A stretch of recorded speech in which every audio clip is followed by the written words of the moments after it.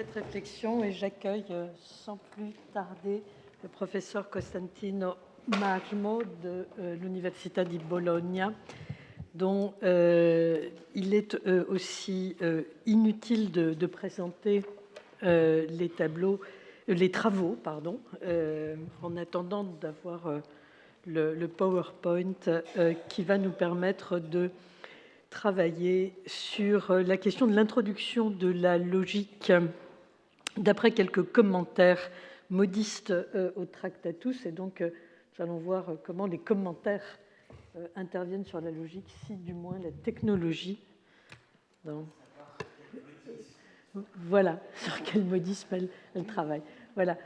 Professeur Marmot, je vous remercie infiniment. Et je veux remercier les organisateurs de m'avoir invité, bien que ma contribution ne sera pas un grand panorama de longue période, mais je essaierai de faire une petite étude de cas qui peut-être va ajouter quelques détails à des autres panoramas qui ont déjà été issus.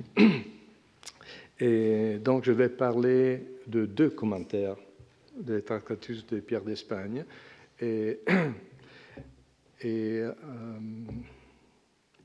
Dans les statuts de l'Université de Paris datant du XIIIe siècle, il n'y a aucune référence à l'utilisation des Tractatus de Pierre d'Espagne comme introduction à la logique.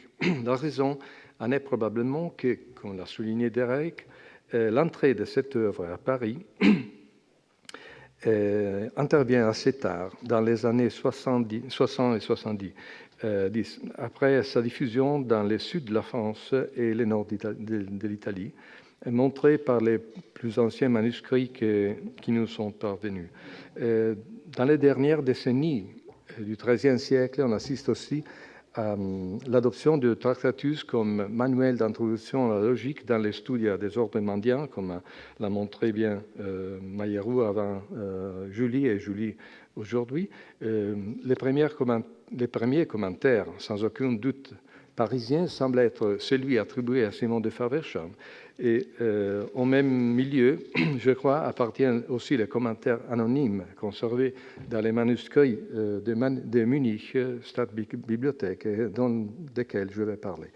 Les témoignages sur l'Université de Bologne sont plus tardifs. Les statuts les plus anciens remontent à 1405 et certifient l'utilisation de six premiers traités de l'œuvre de Pierre d'Espagne, suivis du traité sur les fallacies attribué à Thomas d'Aquin comme introduction à la logique. La réalité de l'enseignement à la fin du XIIIe siècle et au début du XIVe siècle, en effet, a été légèrement différente. Les commentaires et les glosses d'origine bolognaise étudiés par Maïerou montrent pour la première moitié du XIVe siècle l'habitude de commenter seulement les 5 premiers traités et au-delà des fallacies de Pseudo-Thomas. Gentilis de Cingoli, initiateur de l'enseignement universitaire de la logique à Bologne, dans les années 90 du XIIIe siècle, a également commenté les Tractatus de Pierre d'Espagne, comme témoigné par quelques anciens inventaires des livres. Comme le souligne Maïerou, Gentilis a probablement commenté les 5 premiers livres en important à Bologne l'usage inauguré par un maître Simon, peut-être Simon de Faversham, à Paris, dans un de mes premières études à ce sujet. J'ai déjà eu l'occasion de souligner plusieurs points de contact entre les théories logiques de Gentilis et celles de Simon. Gentilis, comme on sait bien, a passé une période d'études à Paris, probablement dans les années 80, ceux de l'enseignement de Simon, et il ne serait pas étonnant, donc, l'adoption de la part de Gentilis des modèles et des pratiques pédagogiques en vogue à Paris à cette époque. En fait, en suivant Gentilis, les autres logiciens bolonais ont vraisemblablement adopté soit les choix de commenter seulement les 5 premiers traités, soit l'approche modiste de l'étude du langage qui les sous-tend. Quelques mots pour les deux commentaires, sur les deux commentaires que je vais examiner très brièvement. Comme mentionné ci-dessus, le premier commentaire attribué à Simon de Faversham est probablement le premier commentaire parisien de Tractatus de Pierre d'Espagne. Il est conservé dans 3 manuscrits, qui sont ceux que vous voyez là, un de Padoue, l'autre de la Bibliothèque nationale de France de Paris et l'autre de Munich. J'ai utilisé seulement le dernier parce que la copie qu'on trouve, le dernier de Munich, parce que la copie qui est disponible sur Gallica n'est pas lisible. Donc, il faudrait faire quelque chose, amis française. Lambert-Marie Derek a publié plusieurs passages de commentaires en suivant principalement ceci est les manuscrits de Munich que j'ai utilisés pour compléter les transcriptions de Derek. A publié plusieurs passages de commentaires en suivant principalement les manuscrits de Padoue qui, en plus d'être en bon état, auraient été copiés du meilleur archétype. Les manuscrits de Munich présentent de fréquentes interpolations, mais les différences majeures concernent les commentaires sur les deuxièmes traités, et qui voient d'une partie les manuscrits de Munich et de Paris, et de l'autre celui de Padoue. Mais je sauterai les détails. L'attribution de ces commentaires à Simon de Faversham est une bonne hypothèse, mais elle est fondée essentiellement sur la présence des références fréquentes à Albert le Grand, ce qui caractérise aussi les œuvres authentiques de Simon de Faversham, et sur la datation aux années 70-80 du XIIIe siècle, les années plus probables dans ce jour parisien de Simon de Faversham. Derek, malheureusement, n'indique pas des passages parallèles dans des autres œuvres qui peuvent supporter de manière adéquate cette hypothèse, sur laquelle évidemment il y a encore largement de place pour la réflexion et la recherche. Comme nous le verrons plus loin, on retrouve des passages parallèles à ces commentaires dans l'œuvre d'un autre magister Simon, l'auteur du premier commentaire des Modi Significandi de Martin de Dassy. Ils sont aussi proches l'un de l'autre qu'il me porte à croire qu'ils soient l'œuvre du même auteur. Compte tenu des incertitudes dans son identification, je l'appellerai dorénavant simplement Maître Simon. Le deuxième commentaire, comme nous l'avons dit, est conservé en une seule copie dans un manuscrit de la bibliothèque de Munich, encore, et il est écrit sur une seule colonne qu'on peut voir, par une main peut-être italien, selon Steenebesen, à l'attention duquel je l'ai soumis, et n'a aucun signe d'attribution. Les colophons qui nous informent du nom du copiste déclarent Expliciunt notule super tractatus Petris Pani, et il donne son nom ici, qui me scribebat Johannes nomen habebat. D'après la description donnée dans les catalogues de la bibliothèque de Munich, les manuscrits en papier est daté du XVe siècle et on dit qu'il provient de la bibliothèque de la cathédrale de Freising en Allemagne. De quelques indices, cependant, on pourrait supposer qu'il a été copié dans un couvent ou un monastère suisse, et du contenu sur lequel nous reviendrons plus tard, on peut supposer aussi qu'il est plus récent que celui de Simon, mais provient du même milieu culturel modiste.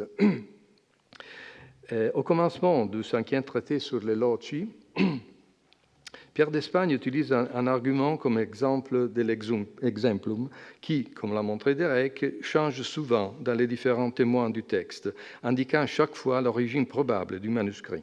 L'exemple qui apparaît dans l'édition de Derek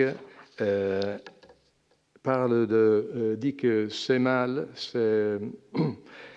c'est un mal que les habitants de Léon combattent contre ceux d'Asturias et donc que ceux d'Asturias se battent contre les habitants de Zamora. Dans les deux cas, dit Pierre d'Espagne, il y a un peuple qui se bat contre un peuple proche de lui. Dans les commentaires de Munich, après une explication sur le mode de fonctionnement de cet argument, qui va démontrer un cas particulier moins connu à partir d'un autre cas particulier plus connu, on peut lire que les Lucernenses contra Svicenses malum est, ergo Burgdorfenses pugnare contra Svicenses malum est. On parle ici des habitants de Burgdorf qui combattent contre ceux de Soleure et des habitants de Lucerne qui combattent contre ceux de Schwyz. Ces lieux sont situés dans la Suisse alémanique actuelle, près du lac de Quatre Cantons, à des distances plus courtes que celles des centres espagnols mentionnés dans l'édition directe du Tractatus. Il est naturel de penser que les manuscrits puissent avoir été copiés en proximité de ce site. Dans plusieurs cas, tant dans les colophons que nous avons vus que dans des ajouts au début de certaines parties du texte commenté, on peut lire des phrases d'inspiration religieuse comme celle-ci qui apparaît au début de 2 sections successives du commentaire. Dice puer dum tempus habes quia non redit ora, ou encore pater misit filium. Je ne connais pas trop bien la distribution géographique des ordres religieux en Suisse, mais pas loin des lieux cités dans l'exemple surgissent 2 anciens monastères, celui d'Ansiedel, bénédictin, et celui d'Eschenbach, cistercien, et qui sont de bons candidats à probable lieu de copie du manuscrit. Une note finale sur le texte commenté. Celui-ci, dans de nombreux endroits, ne correspond pas au texte de l'édition critique de De Reyck, parce que, comme les 2 commentateurs soulignent souvent, les textes qu'ils glosent ne correspondent pas à ce que les codes les plus anciens témoignent. Nous verrons après, dans quelques instants, quelques exemples. On commence par l'accessus, l'avant-propos, en le comparant. Dans l'accessus au commentaire, les 2 auteurs, avec des accents et des références autoritatives différents, chantent les louanges de la vie philosophique comme la meilleure pour l'homme en tant que réalisation de ce qui est lui et de ce qui lui est essentiel, c'est-à-dire la capacité de raisonner, ratiocinatio. Mais Simon, en particulier, reprend les arguments déjà présentés dans les textes précédents, dont un des commentaires à Pierre d'Espagne, attribué à Robertus Anglicus dans la version de Todi, qui, avec les commentaires transmis par un manuscrit vatican selon De Reyck, serait l'un des plus anciens. Simon, en fait, commence son avant-propos en se référant au 4e livre de Météore d'Aristote, où il dit que chacune des entités naturelles est déterminée par l'opération qui lui est propre. Donc, quand l'œil peut voir, on l'appelle correctement œil. Et quand il ne parvient pas à accomplir cette tâche, on l'appelle œil seulement de manière équivoque. La même chose arrive à l'homme dont l'opération propre la plus appropriée n'est pas celle de végéter, ce qu'il a en commun avec les plantes, ou celle d'avoir des sensations, ce qu'il a en commun avec les animaux irrationnels, ni celle de comprendre, qu'il a en commun avec les anges.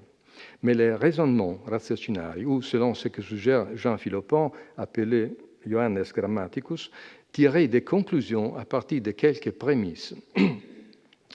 Plusieurs autorités sont amenées à soutenir cette position, dont il dérive que le raisonnement est l'opération typique de l'homme, et quand l'homme y réussit, il est dit homme, au sens propre.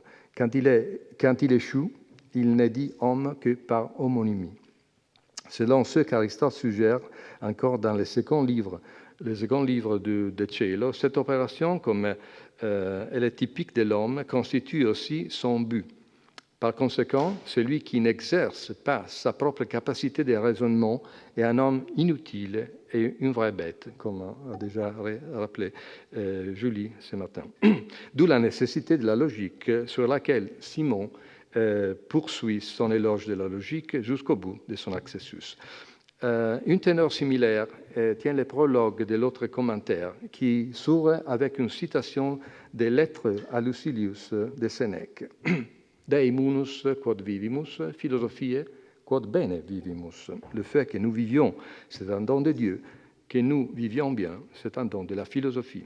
Ouvrir un prologue avec une citation de Sénèque n'est pas très habituel. Généralement, dans l'ouverture, c'est toujours Aristote qui tient la place. Mais les citations de Sénèque se trouvent significativement dans quelques prologues de Raoul Le Breton, comme par exemple dans les prologues aux questions sur les secondes analytiques, les questions sur la physique, et les questions sur la métaphysique qui lui ont été attribuées récemment par Stine Ebbesen, et sur les Parva Mathematicalia. Les thèmes développés dans ces prologues de Brito sont ceux de la philosophie et de la liberté, présentés comme mode de vie contraire à la vie bestiale et servile de ceux qui ne sont pas dans la philosophie, mais suivent les plaisirs sensuels et les préoccupations du monde. Dans ces prologues, cependant, ces thèmes ne se développent pas dans le même sens qu'on a vu pour Magister Simon, le maître Simon, mais l'auteur se borne simplement à mettre l'accent sur le fait que l'intelligence vient de Dieu, en les supportant avec des références d'autorité à Aristote et à des arguments rationnels, toujours basés sur des principes aristotéliciens. Ça va sans dire. Alors que maître Simon, une fois terminé, l'accessus passe directement aux commentaires et présente la divisio textus, comme sont des commentaires littéraux, l'anonyme de Munich propose une division des sciences qui correspond en de nombreux points à celle présentée par Raoul Le Breton dans les différents prologues à ces questions sur les œuvres logiques d'Aristote, en particulier dans celle sur l'as vetus et sur les réfutations sophistiques. La division principale, selon l'anonyme, est entre la science théorique et la science pratique. La science théorique est celle qui a pour objectif la connaissance de la vérité en soi. Celle pratique est plutôt une connaissance du vrai qui a pour but l'action, opus. Brito utilise une division similaire entre pratica et théoretica que dans les prologues aux réfutations sophistiques, alors que dans les autres prologues, il oppose généralement à la science ou philosophie pratique la science spéculative. Les deux expressions sont l'anonyme omet délibérément la subdivision de la philosophie pratica, comme le fait aussi Brito dans des différents prologues, sauf que pour les prologues sur Aristote et sur les topiques d'Aristote, et procède à une division de la science plutôt traditionnelle, des sciences théoriques en principales et adminiculative. Les sciences théoriques principales sont classiquement trois, selon la distinction entre les façons dont les différents types d'entités peuvent être considérés.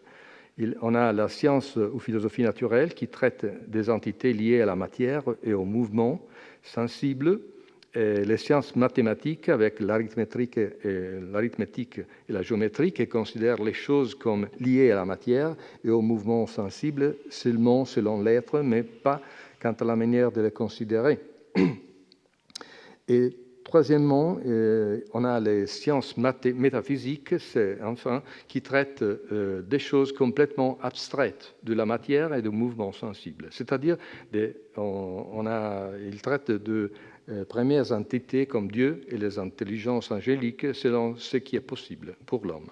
Cette subdivision générale des sciences spéculatives ou théoriques correspond exactement, même dans la caractérisation des objets respectifs, à ce que proposait Brito dans ses divers prologues.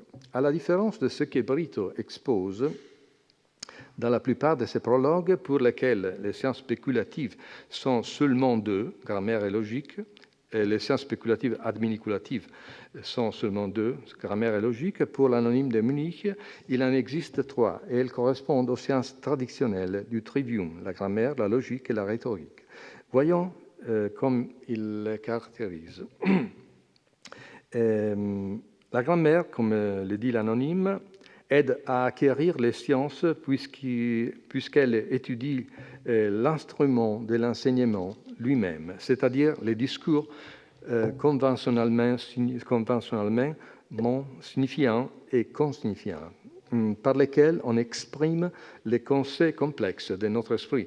Une référence au de sensu et sensato d'Aristote corrobore cette description qui se termine par une considération qu'on trouve beaucoup plus approfondie dans tous les prologues de Raoul sur la nécessité de la grammaire, puisqu'en effet, les discours significatifs et l'utile de l'enseignant et du disciple, la grammaire est nécessaire à l'acquisition des sciences spéciales.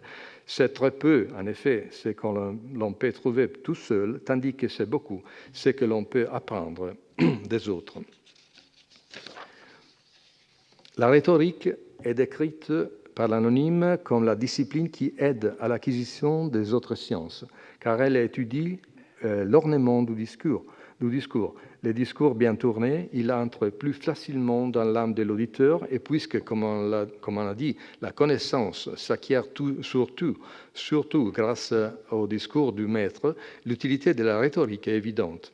Comme on peut voir, l'anonyme ne semble pas être affecté d'aucune façon par les débats sur la place de la rhétorique entre les branches de la logique au sens très large proposé par Albert Legrand et Thomas d'Aquin, d'après les modèles des commentateurs néoplatoniciens.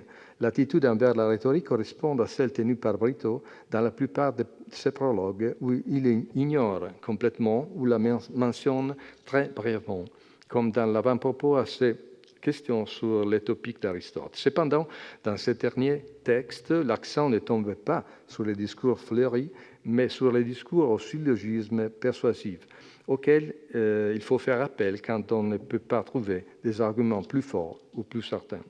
La logique, enfin, selon l'anonyme, aide à l'acquisition des sciences, puisqu'elle détermine la façon de savoir et de procéder en elle. Si on rencontre quelqu'un qui connaît quelque chose sans avoir étudié la logique, c'est comme une chose inanimée qui agisse, mais sans savoir comment. Tout comme le feu brûle, mais il n'en a pas conscience. Cela fait de la logique une discipline nécessaire à la connaissance scientifique. L'accord avec les descriptions de la logique présentes dans les prologues de Brito ne concerne que l'objet général de la logique, c'est-à-dire les modus sciendi.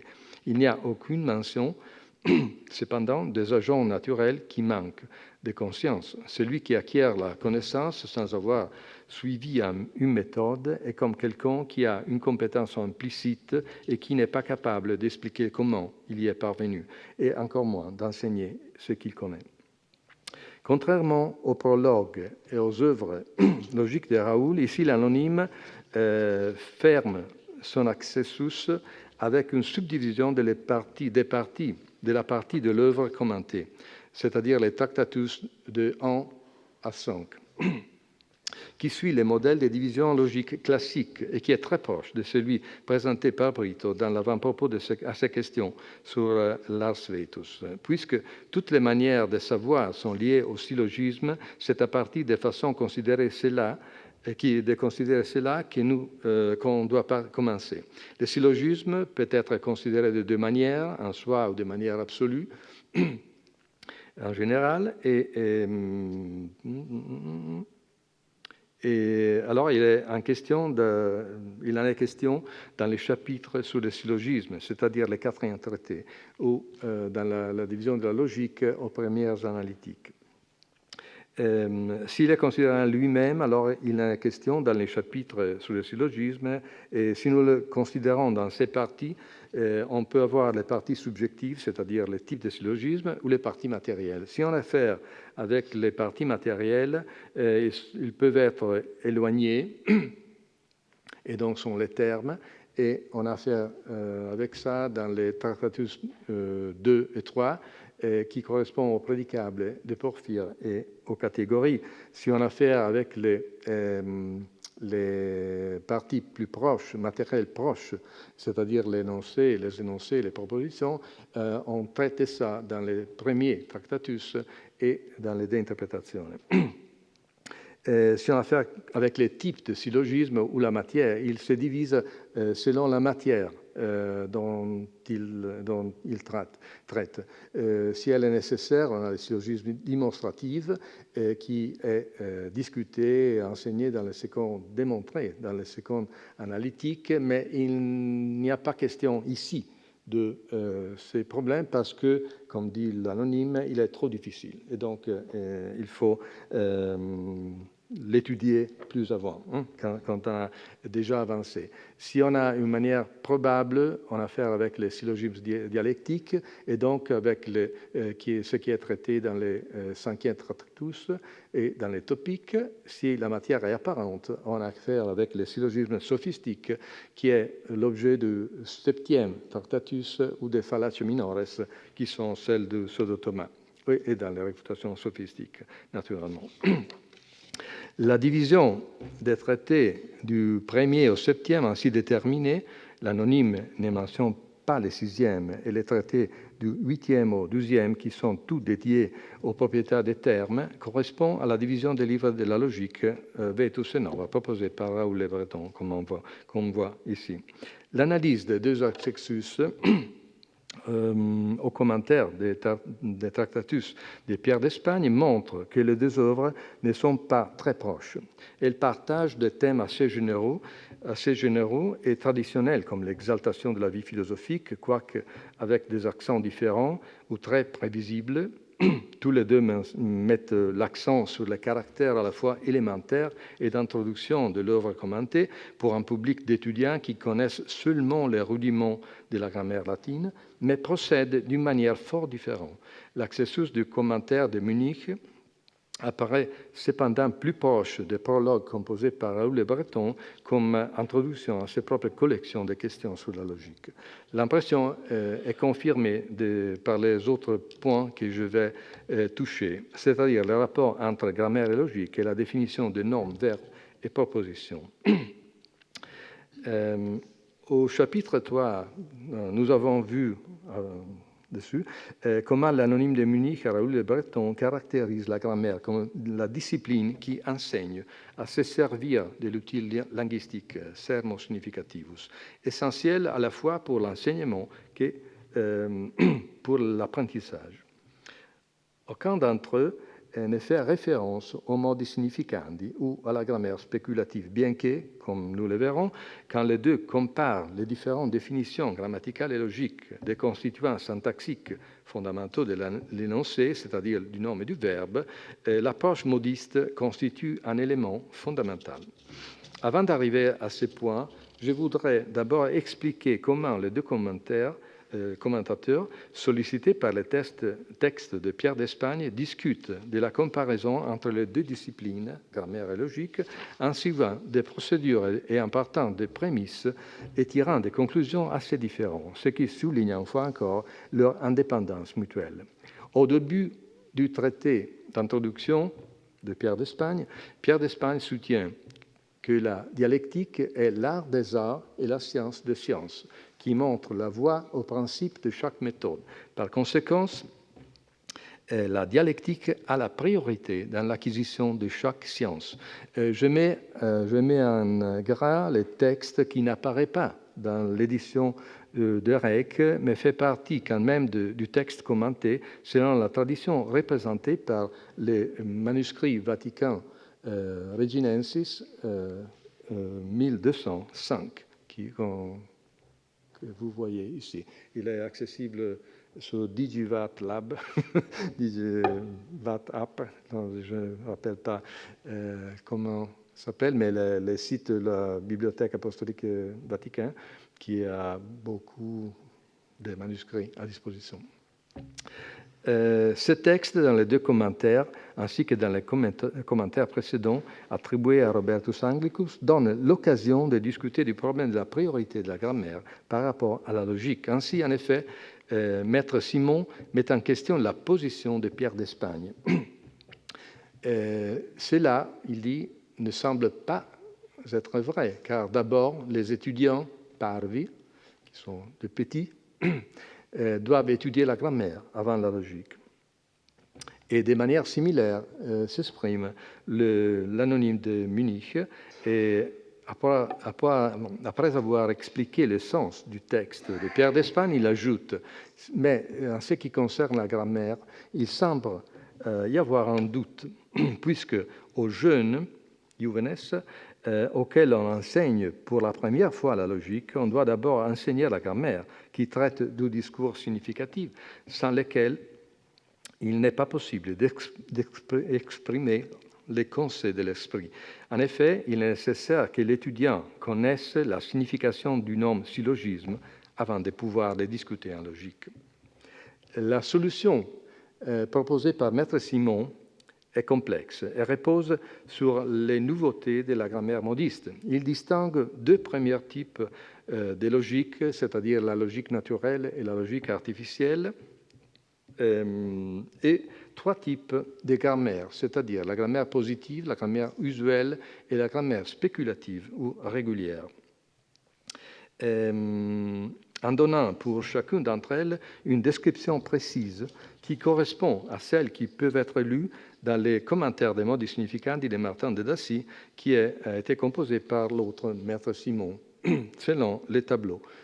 C'est l'image du commentaire au Modi Significandi de Klagenfurt que j'ai trouvé sur l'Internet. C'est ça, c'est complet, le manuscrit complet. C'est formidable. OK. On a les deux types, les descriptions de deux types de logique, la logique naturelle qui est commun à tous les mondes, aussi les laïcs, les rustici et les personnes qui n'ont pas étudié, et la logique artificielle qui est celle qui est enseignée sur les livres du philosophe. Il y a une correspondance parfaite, à part le fait qu'il y a beaucoup les plus longues, la description dans les commentaires sur les Modi Significandi. Les trois types de grammaire positive, c'est la grammaire qui s'occupe de signifier des mots et qui s'occupe aussi des lettres et des syllabes. Ici, dans les Modi Significandi, aussi appelé scienza de lingua, qui est la caractérisation qu'on trouve de la grammaire usuelle dans les commentaires sur les Tractatus. Et à part ça, il y a une correspondance presque parfaite entre les deux types. Mais sur les Modi Significandi, on dit que la grammaire usuelle est celle de Priscien. Cela est peut-être important pour comprendre bien ce qui se passe ici. La grammaire spéculative est aussi appelée regularis et correspond à celle regularis et inquisitive qui étudie les causes et les raisons qui sont les Modi Significandi des constructions linguistiques correctes et complètes. Comme on peut voir, les distinctions de types de logique et de types de grammaire correspondent bien, et j'ai déjà montré les différences. Au-delà des différences, la solution est la même pour les deux auteurs.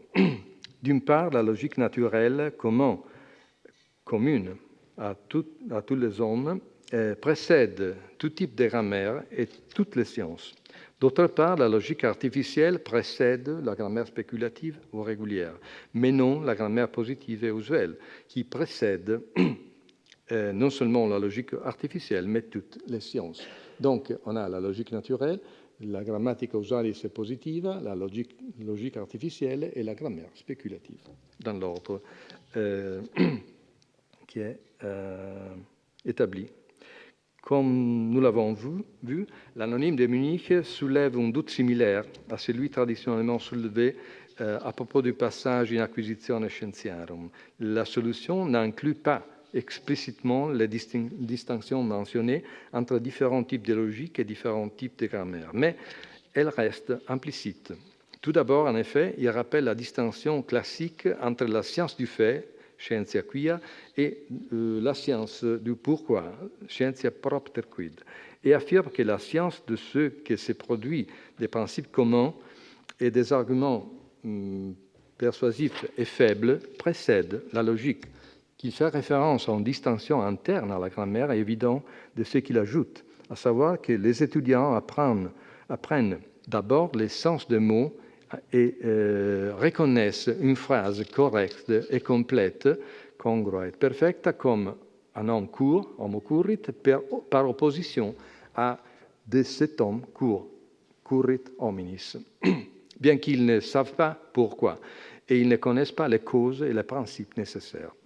Si on est au courant de la correction de cette proposition, cela dépend seulement du fait qu'ils l'ont souvent entendu. Si les jeunes élèves étudient la science grammaticale du pourquoi, ils doivent d'abord connaître la logique qui leur enseigne les syllogismes démonstratifs. Comme on peut le voir, la science dont nous parlons correspond à la science grammaticale que Simon appelle régulière, inquisitive ou spéculative, qui étudie les causes de la correction et de la complétude des phrases. L'autre science grammaticale, celle du fait, quia, qui correspond à l'usuel ou à celle positive, n'implique aucune compétence pleinement consciente des lois qui régissent la syntaxe. La tripartition proposée par Simon, mais presque ignorée par l'anonyme de Munich, sera reprise par Raoul Le Breton dans son commentaire sur les Prussiens mineurs et par Hitbipius, un modiste presque inconnu et assez modeste, probablement un élève et un émulateur de Brito sur l'Ars Vetus. Dans les traités introductifs, Pierre d'Espagne présente, on passe au dernier point, présente les conseils logiques fondamentaux, ceux sur lesquels la proposition définie comme oratio verum vel falsum significans, phrase qui signifie le vrai ou le faux, est construite. Ces éléments constitutifs sont les noms et les verbes, ou, comme disent plusieurs commentateurs, les suppositum, les sujets et l'appositum, les prédicats. Et c'est à la définition de ces dernières et aux annotations des deux commentateurs modistes que je veux dédier quelques brèves remarques. Après avoir présenté les sons, les traités arrivent à la définition de la vox, le son vocal, et la distinction entre sons vocaux non significatifs et significatifs conventionnels, ad placitum et naturel. Les noms, selon la définition de Pierre d'Espagne, qui suit la traduction latine d'interprétation par Boès, est un vox significative ad placitum sine tempore. Ok, c'est ça. Sine tempore, cuius nulla pars significat separata, finita, recta. Maître Simon, dans son commentaire, rappelle une définition des signes tout à fait traditionnelle, bien que sans auteur, parce qu'elle a été attribuée à plusieurs auteurs, mais on n'a pas trouvé où elle est pour la première fois, et qui dit signum est quod offert se sensui de relinquens aliquid aliud intellectui, qui correspond à la vulgata descriptio signi critiquée par Roger Bacon. Et il l'utilise pour définir ce qu'on entend proprement quand on dit vox significative. Il se lance alors dans une discussion sur la possibilité que signifier pour un son vocal puisse être naturel. Sa solution est la même qu'on peut lire dans les Questiones veteres super sophisticos elencos de Simon de Faversham. Signifier en général pour un son vocal est naturel, mais signifier cette chose ou autre chose, ça dépend de l'imposition, ainsi que punir les voleurs est naturellement juste, alors qu'il est requis par la loi, ex iure positivo ad placitum, quel type de punition on doit leur infliger. En commentant la définition du nom, Maître Simon décrit en particulier les différents points de vue de la logique et de la grammaire à cet égard. Cela est un argument assez traditionnel qu'on peut trouver également dans les deux commentaires précédents. Mais il est discuté ici en utilisant largement la terminologie modiste. Je vais sauter les définitions qui font référence au lexique de Martin de Dacy, Les parties du discours, les noms, mais la partie du discours qui signifie par les modes de la disposition du repos et par les modes de l'appréhension déterminée, qui est exactement ce qu'il dit Martin. L'anonyme de Munich avance quelques remarques très intéressantes et inhabituelles à propos de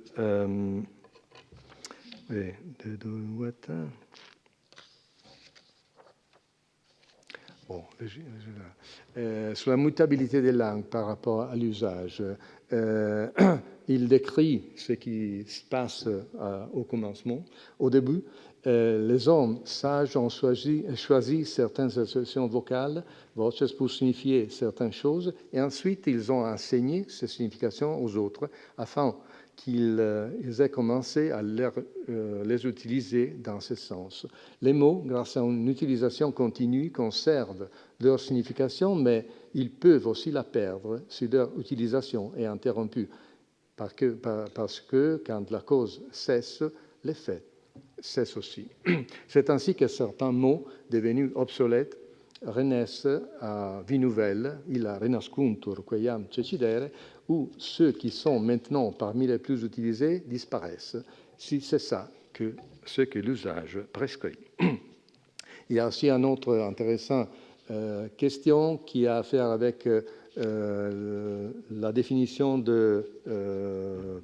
des intentions premières et secondes, comme par exemple quel est le rôle du terme vox dans la définition du nomen et du verbum, et il fait référence à la solution de Thomas, qui, les deux font référence à la définition de Thomas, qui a proposé que la définition par genre et différence spécifique ne s'applique qu'aux objets naturels et ne s'applique pas aux objets artificiels, puisque ceux-ci sont des substances du côté de la matière et des accidents du côté de la forme. Et ce qui est vrai pour la définition des accidents s'applique aussi à leur définition. Et donc, ils vont appliquer cette question de la définition des accidents en concret et en abstrait aux intentions secondes, c'est-à-dire au métalangage grammatical et logique. Et j'arrive à des conclusions. On aurait besoin d'une étude plus approfondie sur les commentaires, aussi sur des autres traités, au-delà du traité introductif, pour vérifier la correspondance entre les théories présentées et celles soutenues par Simon de Faversham et par les Bretons. Il y a beaucoup de points de contact, on a vu, surtout entre Maître Simon, auteur du commentaire de Pierre d'Espagne, et Maître Simon, auteur du commentaire de Martin de Dacy, et entre eux et Simon de Faversham. Et je crois qu'ils sont les mêmes Simon, au fond. Mais je dois le démontrer. Je crois seulement. Il en va de même pour le deuxième commentaire de Pierre d'Espagne. Les correspondances avec les positions de Raoul sont claires, mais les commentaires du Tractatus pourraient être l'œuvre d'un disciple comme Epipius, ou aussi en direct et lointain dans le temps, ou de Brito, ainsi que le produit de Raoul au début de sa carrière. Du point de vue général, le commentaire de Simon, avec un commentaire de Martin de Dacy, en particulier soulève quelques questions et peut-être nous donne une clé de lecture. La question est celle de savoir pourquoi un texte d'introduction élémentaire à la logique a été pris comme texte à commenter au niveau de l'enseignement universitaire. Si l'enseignement des Tractatus avait un sens pour les candidats frères franciscains dominicains, comme a démontré Julie, quel était le sens d'enseigner les Tractatus au niveau de l'éducation universitaire?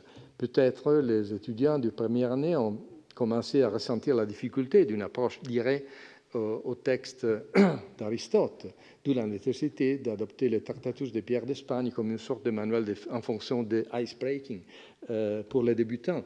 C'est comme la question de la loi de Gresham en économie. La monnaie mauvaise remplace de place la monnaie bonne. Et donc, peut-être il était plus facile de commencer avec les Tractatus qui étaient à disposition que de directement mettre directement les étudiants. C'est qu'on fait aujourd'hui avec les freshmen à l'université, plus ou moins. Le traitement des relations entre les différents types de logique et de grammaire par Maître Simon nous fournit peut-être une clé pour comprendre ce point, et aussi le changement du curriculum studiorum à la Faculté des Arts de Paris, qui dérive du changement du paradigme théorique de la grammaire. La logica artificialis occupe la place de la première étape vers l'acquisition des sciences.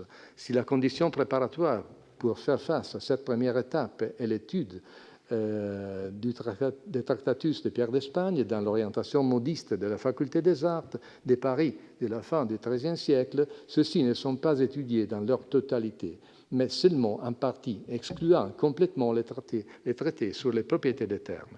Cette sélection dérive d'une incompatibilité théorique reconnue et consciente avec l'approche contextualiste, qui n'est pas un caractère exclusif de la courant anglaise, mais il est reconnu comme un accident sémantique aussi par la courant continentale. Les modistes adoptent l'idée que ce qui est essentiel ne peut être échangé que de ce qui est accidentel. Et ils en tirent les conclusions radicales que l'inclusion d'un mot ambigu dans un contexte n'est pas pertinent pour l'élimination de son ambiguïté, au moins des virtutes sermonis, et que la référence des termes n'est pas déterminée par les prédicats. C'est très radical. Seulement la deuxième et troisième génération des modistes, pour des raisons pragmatiques, de bonitate intelligentis ou ex verificatione locutionis, fait place à l'idée qu'on peut admettre que les contextes linguistiques soient considérés comme un indice utile pour l'élimination de l'homonymie ou la restriction de la référence du sujet par les prédicats. Cette inspiration modiste détermine également la position de l'enseignement universitaire de la grammaire. Maître Simon propose un nouveau texte pour l'enseignement de la grammaire et je suppose qu'il prend la place du Priscanus Major. Les modistes de la deuxième génération prennent le traité des modis significandi de Martin de Dacy comme test de référence avec une intention différente par rapport à ce qu'ils font des Tractatus de Pierre d'Espagne.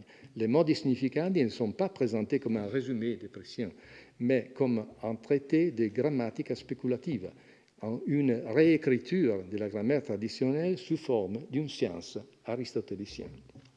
Merci.